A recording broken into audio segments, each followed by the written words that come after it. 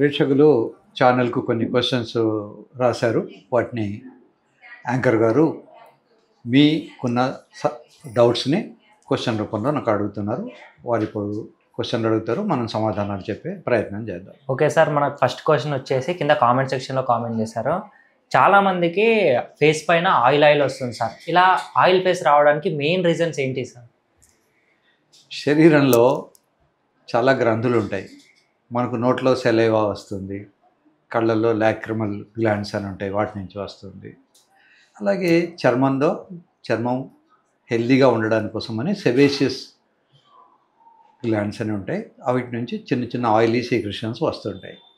అదేమీ వ్యాధి కాదు, అలా ఉండడం కూడా ఒక రకంగా మంచిదే. ఎందుకంటే డ్రై స్కిన్ ఉన్నప్పుడు మనకు మొహం పాలిపోయి వికారంగా తయారవుతుంది. కొంచెం ఆయిలీ ఉండడం మంచిదే. అయితే ఆయిలీ ఉన్నప్పుడు అప్పుడప్పుడు కొంచెం మేకప్ అది డిస్టర్బ్ అవుతుంటుంది కనుక గంటల కొద్దీ మేకప్ చేసుకునే ఆర్టిస్టులకు ఇబ్బంది, కానీ మామూలు వ్యక్తులకు ఆయిలీ వల్ల ఇబ్బంది ఏమీ లేదు. మధ్య మధ్య 1-2 సార్లు సోప్తో కడుక్కుంటే సరిపోతుంది. ఆయిలీ సీక్రెషన్స్ రావడం అనేది కొంచెం యంగ్ ఏజ్లో ఎక్కువ ఉంటుంది. ఈ ఆయిల్ కనుక బయటికి రావడం ఆగిపోతే వాటిని పింపుల్స్ లాగా మనకు బయటికి కనబడుతుంటాయి. యూజువల్గా ప్యూబర్టీ ఏజ్ 18, 19, 20 ఏళ్ళు ఆ వయసులో పింపుల్స్ ఎక్కువ వస్తుంటాయి. ఆడవాళ్ళకు వస్తాయి, మగవాళ్ళకు వస్తాయి. కనుక దాని గురించి పెద్దగా టెన్షన్ తీసుకోవాల్సిన పని లేదు. బై ఛాన్స్ పింపుల్స్ చాలా ఎక్కువగా వస్తుంటే మీరు దగ్గరలో ఉన్న స్కిన్ డాక్టర్ని కలిస్తే వారు దానికి ట్రీట్మెంట్ ఇస్తారు. మీరు రెగ్యులర్గా చేయాల్సింది ఏంటంటే ఆయిలీ ఫుడ్స్ కొంచెం తక్కువ తీసుకోవాలి.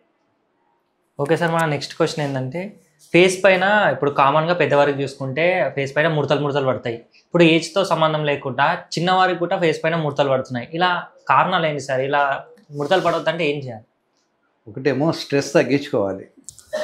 రోజు రెగ్యులర్గా అద్దంలో చూసుకోవాలి, అతను మాట్లాడుతున్నప్పుడు ఎలా ఉన్నాయి, ముడతలు వస్తున్నాయా, ఇవి వస్తున్నాయా.